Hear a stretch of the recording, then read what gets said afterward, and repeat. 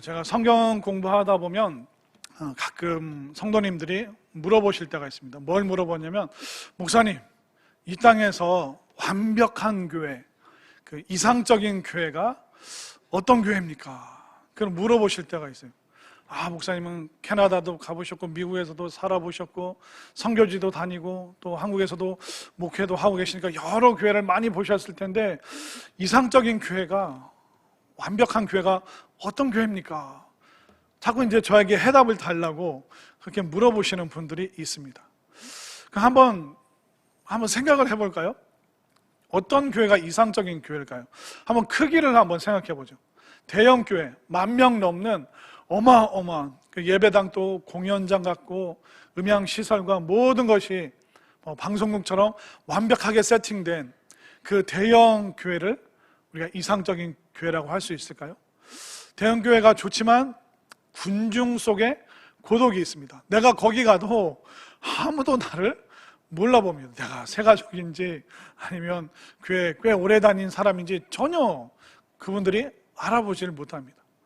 그러면 이 대형 교회는 좀 아닌 것 같다. 그러면 반대로 군중 속의 고독이 아니라 서로 다 알고 금방 친밀해질 수 있는 작은 개척교회가 이상적인 교회라고 할 수 있을까요? 아마 개척교회 다녀보신 분들도 계시겠지만 그 안에서도 친밀함을 넘어서 너무 나를 간섭한다, 그런 느낌을 또 받으셨다 하시는 분들도 있습니다. 그렇게 되면 우리가 크기로 이상적인 교회를 분간한다는 것은 어려울 것 같습니다. 한번 위치를 생각해 볼까요? 서울의 도심의 중심에 있는 그런 교회들, 도심의 중심에 있기 때문에 사람들이 누구나 접근할 수 있기 때문에, 누구나 올 수 있기 때문에 그 도시에 있는 교회를 이상적인 교회라고 할 수 있을까요?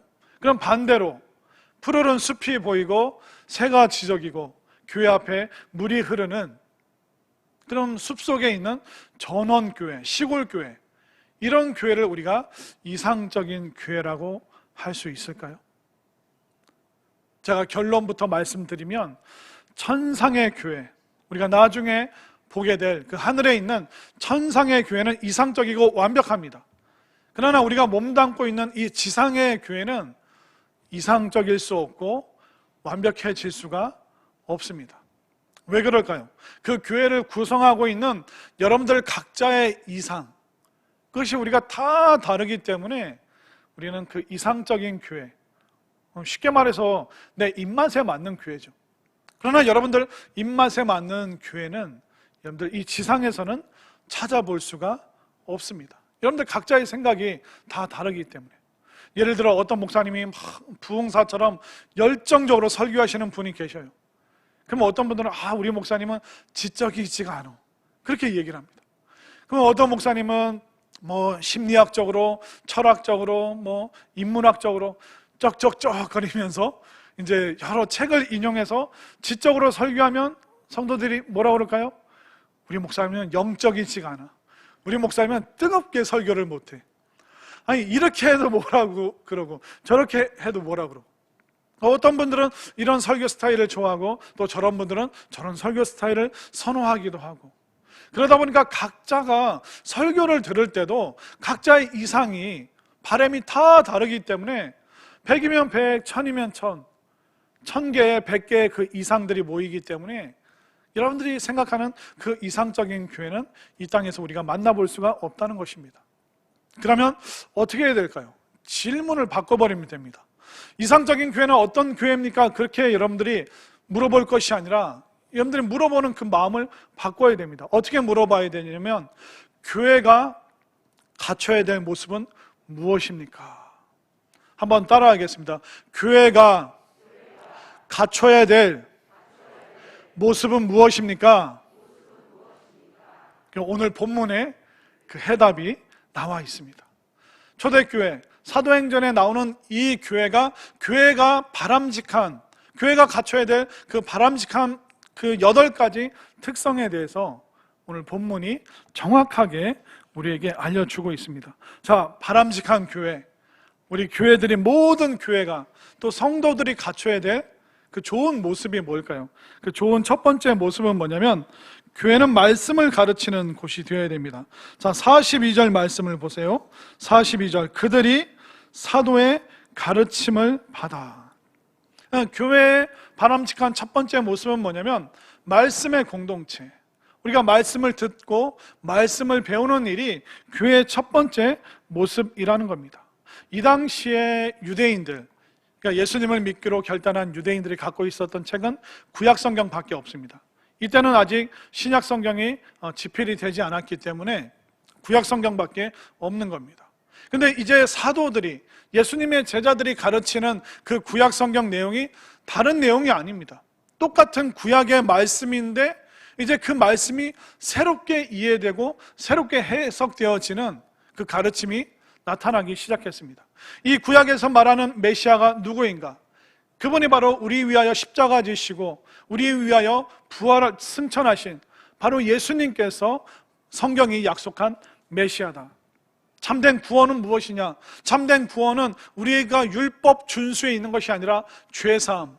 하나님께서 우리의 죄를 사해 주실 때, 그런데 우리를 위하여 제물이 되신 분이 바로 예수님이시다.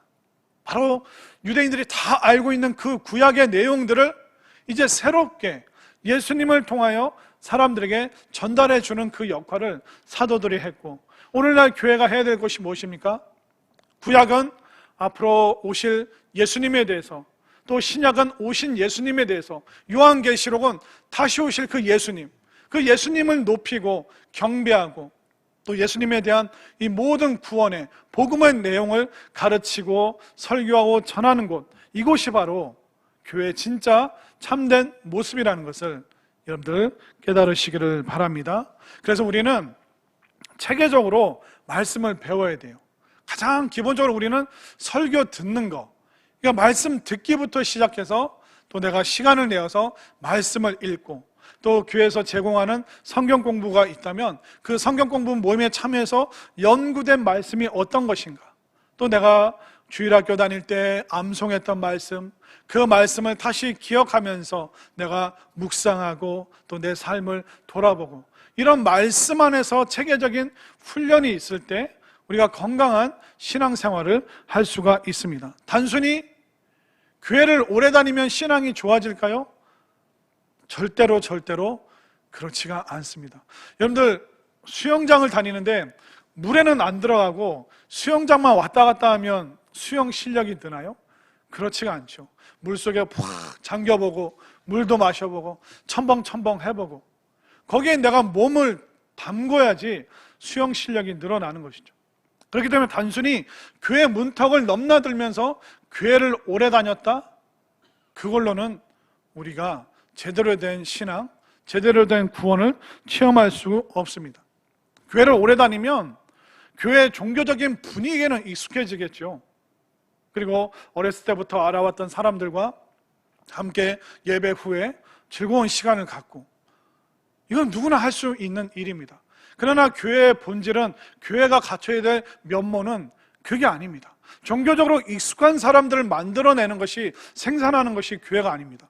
말씀이 그 마음에 새겨지고 말씀 훈련을 통하여 내가 변화되고 가정을 변화시키고 또 세상을 향해서 힘있게 그 말씀 들고 나아가도록 하는 것이 바로 교회의 사명이고, 또 교회가 갖고 있어야 되는, 우리 성도들이 나아가야 될 그 방향이라는 것을 여러분들 꼭 깨달으시길 바랍니다. 그렇기 때문에 우리가 말씀이 뿌리 내리지 않으면, 말씀이 견고하지 않으면 우리는 흔들려요. 누가 조금만 뭐라 하면 막 삐지고 흔들리고 속상해하고, 조금만 고난이 오면 뭐 하나님은 없는 것처럼 마치 세상 사람이면 똑같은 불평, 불만에 우리는 놓여지게 되는 것입니다. 그렇기 때문에 교회가 갖춰야 될 첫 번째 면모가 뭡니까? 말씀의 가르침.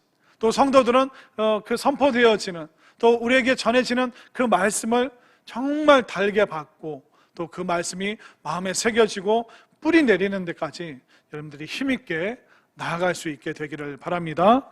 자, 교회가 갖춰야 될 두 번째 바람직한 면모는 교제입니다. 자, 42절을 다시 보세요.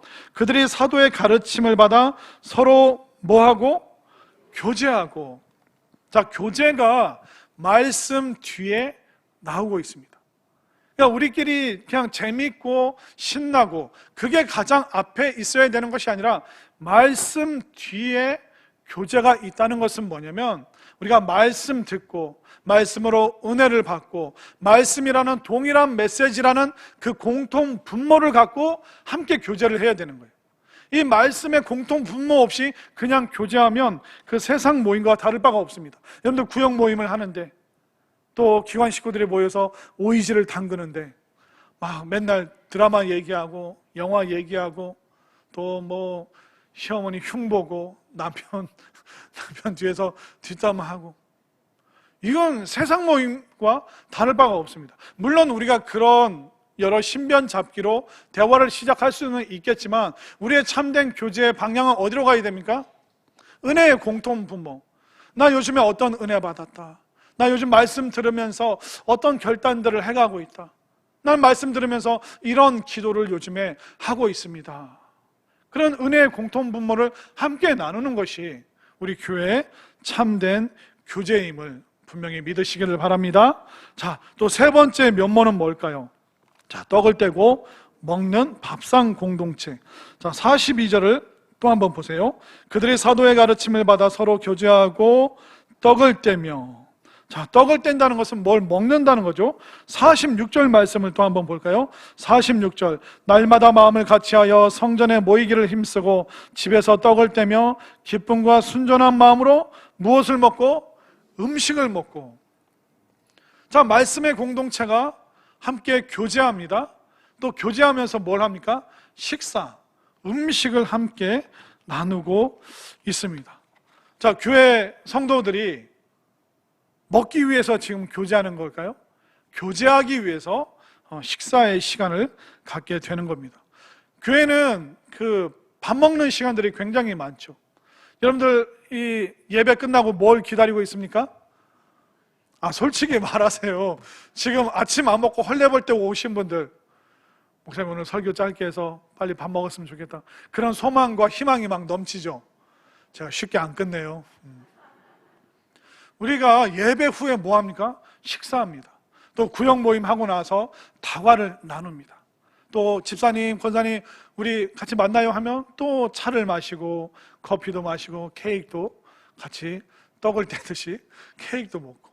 의외로 이 교회 모임이 먹는 모임이 되게 많습니다. 그래서 목사님을 뭐라고 불러요? 목사. 처음 들어보시나요? 교회 다닌 지 얼마 안 되신 분들이 많으신 것 같아요. 교회 이 유머를 잘 모르시네요. 그러니까 계속 성도님들과 함께 교제하면서 먹는 일들을 목사님들이 열심히 하셔야 됩니다. 왜 그럴까요? 왜 교회에서는 이 먹는 일들을 많이 할까요? 왜 그러냐면 하나님께서 우리를 그렇게 만드셨어요. 우리를 밥을 먹어야지만 살아갈 수 있는 그런 존재로 하나님께서 우리를 만드셨습니다. 밥 먹는 게 별거 아닌 것 같지만 우리가 매일 하는 게 뭡니까? 밥 먹는 거예요. 저희 집 애들은 점심 먹으면서 뭐 물어보는지 아세요? 엄마 이따 저녁에 뭐 먹어? 또 저녁 먹으면서 애들이 뭐라 그러는지 알아요? 엄마 내일 학교 가기 전에 아침이 뭐야? 우리는 의외로 밥 먹는 거에 그냥 자연스러우니까 대수롭지 않게 여기지만 우리는 밥을 먹도록 밥을 먹어야지만 살아갈 수 있는 그런 존재로 하나님께서 우리를 만드셨습니다. 여러분들 어제 하루에 몇 끼 드셨어요?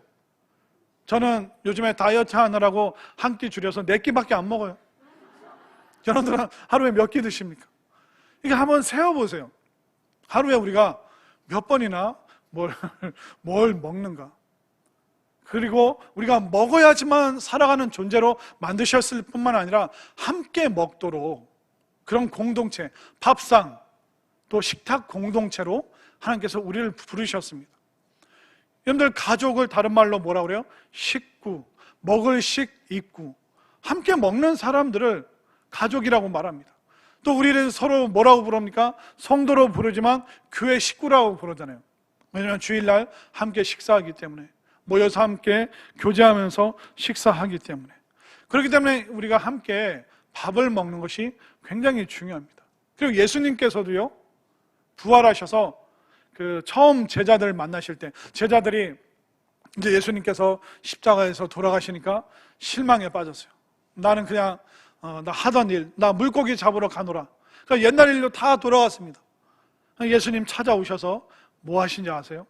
밤새도록 물고기 잡느라 고생한 제자들을 위해서 떡을 구우시고 물고기를 구우시고, 제자들아 이리 와서 함께 조반을 먹자.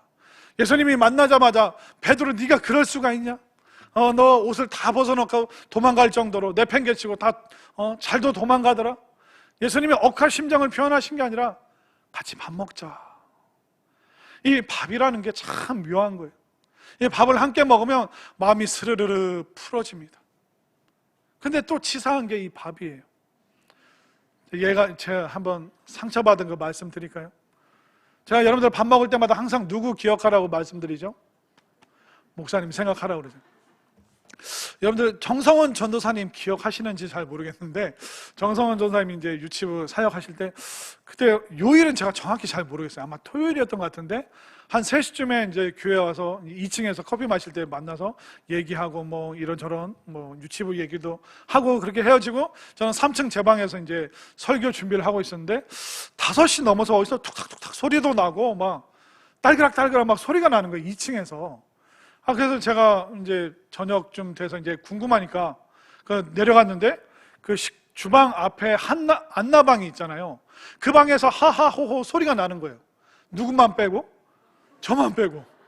5시 반쯤 됐는데, 출출할 시간인데. 근데 이렇게 김치 볶은 냄새도 나고, 그래서 제가 그냥 민망하니까 올라갈까, 어떻게 할까, 담대한 마음으로 제가 문을 확 열어 제꼈어요. 사랑의 마음으로 문을 확 열었어요. 그때 자기들끼리 살판이 난 거예요. 막 전도사님 더 드세요. 권사님 더. 그래서 저를 딱 보더니 정성원 전사님이 깜짝 놀라, 목사님 계셨어요? 아니 분명 우리가 아까 오후 3시에 만났지 않냐. 근데 나 빼고 지금 여러분들 이게 지금 뭐 하고 있는 거냐. 그냥 막 제가 그냥 갈라는 삐진 저를 막 붙잡고 막 식사하시라고. 그냥 앉아서 그 김치볶음밥을 먹는데 막 울컥 올라오는 거예요. 왜냐면 제가 그 한 주 전에 그분이 주시는 김치볶음밥 먹었는데 그때는 스팸이 없었어요. 고기 한 조각도 안 들어갔는데 정성원 전사님한테는 그 김치볶음밥에 뭐가 들어갔어요? 스팸을 그렇게 이쁘게 사각형으로 썰어가지고. 저도 스팸 먹을 줄 알거든요. 그날 이후로 이제 정성원 전사님 볼 때마다 이게 재밌게 장난치면서 이제 그런 농담, 스팸이 그리 좋더냐, 목사님도 생각 안 날 정도로 먹느라고 정신을 다 빼앗겠냐, 그런 얘기를 하는데, 우리가 누가 같이 먹을 때 안 껴주면 그것처럼 치사하고 속상하고 서운한 게 없어요. 그것처럼 허전한 게 없는 거죠. 그러니까 이 밥이라는 게 참 묘한 겁니다. 그래서 저는 우리 성도님들이 예배 드리고 식사 다 하셨으면 좋겠습니다. 그냥 뭐 집에 가서 먹고 오지 뭐 그러지 마시고, 여러분들 좀 어색한 분들이 계셔도 식사를 같이 하셨으면 좋겠고, 또 혼자 계시는 분에게 가서 여기 좀 앉을게 하고 같이 마주보고, 좀 비슷한 연배끼리면 혼자 계시는 분이 있다면 같이 식사하면서, 왜냐하면 식탁 공동체로 우리를 부르셨고, 또 초대교회는 분명히 떡을 떼며 2번이라 말하면서 함께 음식을 먹는다 말하고 있습니다. 그러면 어떤 마음으로 먹어야 되느냐? 오늘 밥 먹는 얘기 되게 많이 하네요. 46절, 날마다 마음을 같이하여 성전에 모이기를 힘쓰고 집에서 떡을 떼며 어떤 마음? 기쁨과 순전한 마음으로 음식을 먹었다. 그렇기 때문에 여러분들 교회 와서 삐진 마음으로 밥 먹으면 진수성찬을 차려놔도 맛이 없어요. 여러분들이 그냥 기쁜 마음으로, 오늘도 김혜자 권사님께서 생일을 맞이해서 정말 귀한 식탁을 베푸셨는데 기쁜 마음으로, 감사하다, 또 식사하면서 또 제공하시는 분의 그 마음의 소원과 기도가 이루어졌으면 좋겠다. 또 함께 마주보면서 식사하는 그분과도 또 도란도란 또 대화도 나누고 또 눈빛도 마주치면서, 이게 기쁘고 즐거운 마음, 또 감사하는 마음으로 여러분들 오늘 꼭 함께 식사해 주시기를 바랍니다. 또 밥 맛있는 거 먹을 때 누구 생각하라고요? 여기까지만 하겠습니다. 자, 교회가 갖춰야 될 4번째 면모는 뭘까요? 기도입니다. 다시 42절로 가볼까요? 42절, 그들이 사도의 가르침을 받아 서로 교제하고 떡을 떼며 오로지 기도하기를 힘쓰니라. 자, 밥을 먹고 그 힘을 어디에 썼다고요? 기도하는 일에 그들이 힘을 썼다라고 말하고 있습니다. 우리가 몸에 힘을 얻었으면 기도의 줄을 잡아야 됩니다. 왜냐하면 우리 신앙인에게는 이 기도가 생명줄이에요. 우리가 함께 교제하다 보면 서운한 일이 생겨요. 아쉬운 일이 생깁니다.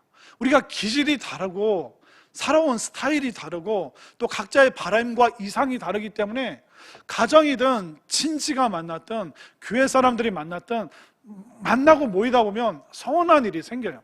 그러다 보면 다툴 수도 있고 언쟁이 있을 수도 있죠. 그러나 그 공동체가 기도한다면, 그 성도가 기도한다면 얼마든지 그 갈등의 문제를 기도 속에서 넘어갈 수 있고 이길 수 있다는 걸 여러분들 분명히 믿으시길 바랍니다. 그렇기 때문에 힘낸 사람들이 그 힘을 어디에 써야 되느냐? 기도에 힘을 써야 됩니다. 이 기도가 얼마나 중요하냐면, 성도님들 중에 그런 분들 계시죠. 목사님, 나는 평생 신앙생활 하는데도 변화가 없어요. 내 삶에 변화가 없어요. 왜 변화가 없는지 아세요? 기도를 안 하니까. 쉽게 말해서, 왜냐하면 기도는 뭐냐면 하나님께 올려드리는 내용이기도 하지만 그 기도의 언어를 내 마음에 계속 심고 새기는 거예요. 그 기도 속에서 희망의 언어를, 또 소망의 그 메시지를 내가 계속 하나님께 올려드리면서 내 마음에 새기는 거예요. 근데 내 마음에 기도의 언어로 안 새기면 내 마음의 변화가 안 일어나는 거예요. 그렇기 때문에 정말 변화를 경험하고 싶다면 여러분들이 정말 기도의 줄을 꽉 붙잡으시길 바랍니다. 제가 여러 교회 사역을 하면서 많은 분들 만났어요. 그분들 만나는 중에 뭐 어떤 분들은 좀 무례한 분도 있고, 좀 에티켓이 없는 분도 있고, 거만한 분도 있고, 막 말실수하는 분도 있고, 별의별 성도님들 다 계십니다. 그분들 중에 이제 갑자기 기억나는 세 분이 있는데, 한 분은 안수 집사님이셨는데 이분이 이제 군대 장교로 전역을 하셨습니다. 그런데 이분이 30년 넘게 군생활을 했기 때문에 몸에 권위주의가 배어 있는데, 그게 좀 안 좋게 표출될 때는 부교육자분들을 쫄병 다루듯이 다루는 거예요. 약간 반말 비스무리하게 아무개 전도사 그거 좀 해놨나? 뭐 이런 식으로. 그러니까 이게 옆에서 듣는 입장에서 굉장히 불편한 그런 군대 장교로 전역하신 분이 계셨고, 또 어떤 분은 무슨 앞에서 그 남전도 회의를 진행하는데 싸우듯이 막 얘기를 하시는, 그 용어도 되게 세게 말을 하시고. 그래서 제가 물어봤죠. 저 앞에 계신 저 남전도 회장님 뭐 하시는 분이냐고 했더니 자동차 회사 노조 위원장이야. 아이고, 그랬구나. 그래서 지금 말투와 사용하는 언어가 저렇구나, 이해를 했습니다. 또 어떤 권사님은 교회에 와서 뭐 말씀과 은혜 받은 내용은 안 하고, 뭐 우리 동네 바둑이가 죽었느니 복실이가 새끼를 5마리를 낳았는데 어떤 건 흰 거, 어떤 건 아니 굳이 뭐 안 놔둬도 될 자질구레한 얘기만 너무 하시는 거예요. 그래서 제가 또 옆에 있는 분에게 물어, 저 권사님 뭐 하시는 분이세요? 동네 부녀 회장이야. 그렇구나, 이해가 되더라고요. 그런데 이분들이 다 각각 제가 다른 교회에서 만났던 분들인데, 이분들이 어느 순간 열심히 기도의 자리에 나오고 또 기도의 그 맛을 보게 되고, 그러면서 이분들이 변화된 걸 제가 봤는데, 그 30년 동안 군인 권위의식이 몸에 배어있던 그분이 기도의 은혜를 받게 되니까 그 권위의식을 어떻게 쓰냐면 교회 질서를 지키는 그 권위에, 그래서 교육자들을 존경하고 지키고 교회를 왜 사랑해야 되는지, 우리가 받은 은혜가 무엇인지, 그 교회에 권위 있는 그 질서를 지키는 일에 자신의 힘을 쓰는 걸 봤습니다. 또 노조위원장 안수님, 그분은 말이 세고 막 좀 그랬는데 기도하고 은혜 받고 체험하니까 이분이 그 모든 그 열정이 신앙적인 열심으로, 그게 순식간에 그 기도를 통해서 이분이 완전히 변화되는 거 보면서 사람이 저렇게 열심이었구나. 하나님께서 기도에 불을 주시니까 그 속에 있는 것이 다 청소되는 걸 본 적이 있습니다. 또 그 부녀회장하는 권사님은 또 기도의 은혜, 기도의 줄을 붙잡게 되니까 이분이, 말이 많았던 분이 이제는 교회 활력소가 되는 거예요.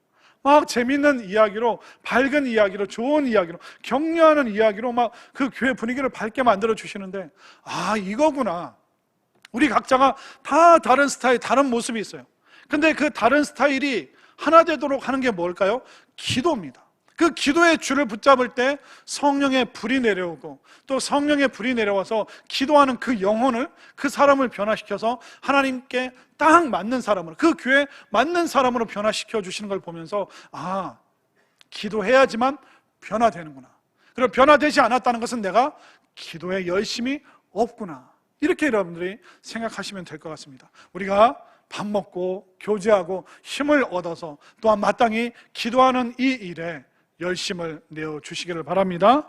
자, 또 교회가 가지고 있는 다섯 번째 면모가 뭘까요? 43절을 볼까요? 사람마다 두려워하는데 사도들로 말미암아 기사와 표적이 많이 나타나니. 기도하니까 어떤 공동체가 됐습니까? 기적의 공동체가 되었습니다. 성경에서 말하는 기적은 우리가 몸으로, 육신으로 체험할 수 있는 것도 기적입니다.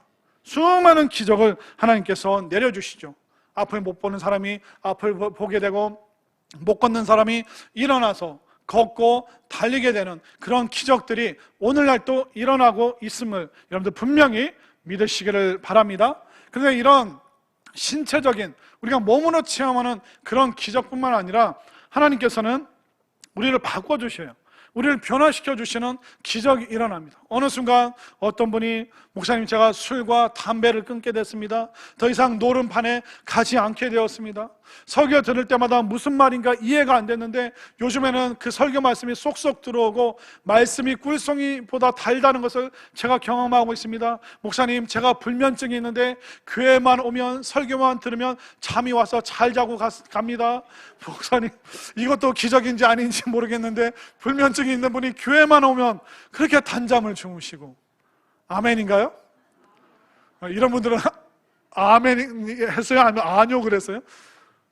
아무튼 하나님께서는 수많은 방법으로 치유하기도 하시지만 우리의 마음 심보를 바꿔주시기도 하시고, 우리의 환경을 새롭게 만들어주기도 하시고, 또 말씀 들으면서 막 깨달아지면서, 아, 인생이 이런 거구나, 삶이 이런 거구나, 이렇게 살아야겠구나, 새롭게 결단할 수 있는 그 축복도 바로 하나님의 모든 그 기적에 포함된다는 것을 여러분들 분명히 믿으시기를 바랍니다.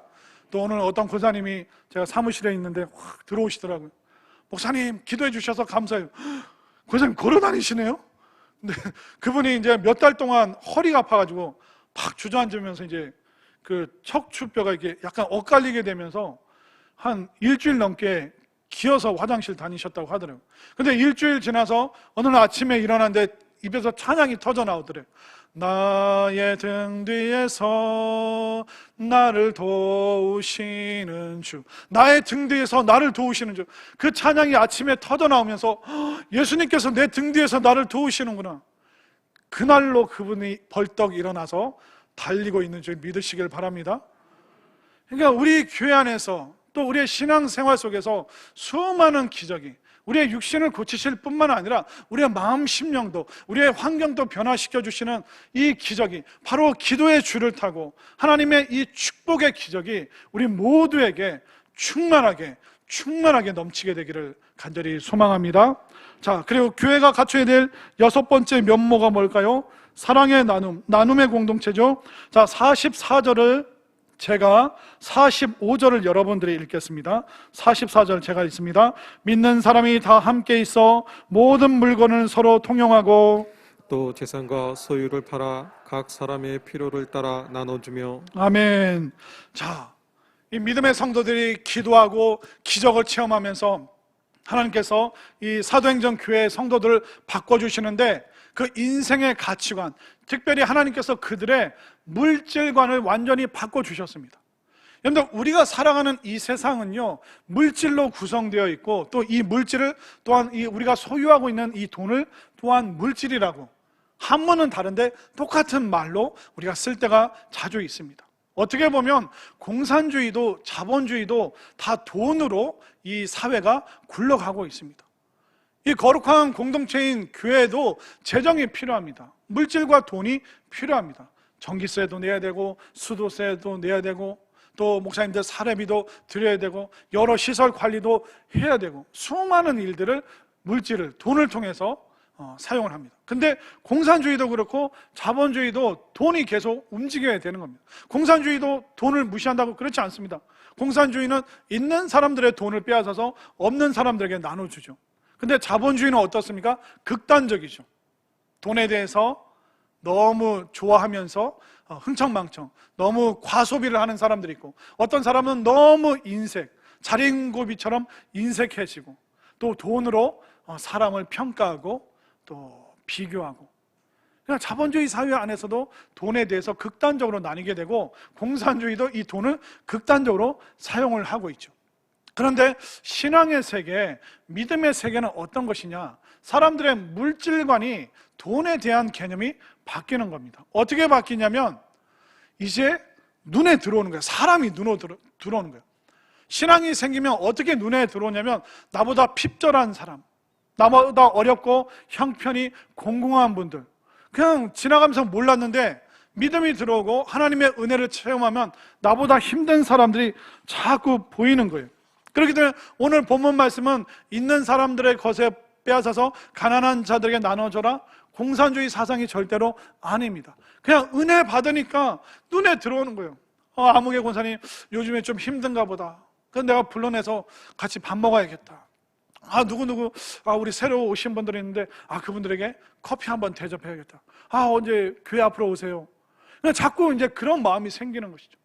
가끔 말씀드렸지만 어떤 분들은 힘들게 삶에도 불구하고 막 꼬깃꼬깃 모아서 이걸 어려운 교회 목사님들이나 선교사님 도와주세요. 그냥 그 마음이 흘러가는 거예요. 작은 교회 목사님들에게, 선교사님들에게, 또 함께 신앙생활하면서 어려운 분들에게 갑자기 김치를 갖다 주고 싶고, 막 열무김치도 갖다 주고 싶고, 이런 마음이 나오는 거예요. 그냥 그런 성도들이 눈에 띄는 거예요. 여러분들에게도 힘들고 공공하고 어려운 분들이 눈에 띄는 이런 놀라운 은혜가 있게 되기를 소망합니다. 결국 나누고 싶은 거예요. 이게 왜 은혜인가? 나도 힘들지만 힘든 가운데 이 모든 것이 하나님의 은혜구나. 은혜가 충만하니까, 풍성하니까, 넘쳐나니까 이걸 막 나누고 싶은 이 마음이 우리 모두에게 흘러넘치게 되기를 바랍니다. 자, 7번째 면모는 뭘까요? 자, 46절을 보겠습니다. 46절. 날마다 마음을 같이하여 성전에 뭐하기를 힘쓰고 모이기를 힘쓰고. 서로 핍절한 사람이 보이고, 권사님, 집사님, 성도님, 이거 그냥 나누고 싶어. 그냥 이거 먹고 건강하세요. 자꾸 그러다 보니까 어떻게 됩니까? 보고 싶은 거예요. 나를 도와주신 분이 보고 싶고, 내가 돕고 싶은 사람이 보고 싶고, 만나고 싶고, 이야기 나누고 싶고, 정말 하나님의 은혜를 체험했는데 요즘에는 또 어떻게 지내셨는지 궁금하고. 여러분들도 제가 어떻게 지냈는지 궁금하셨죠?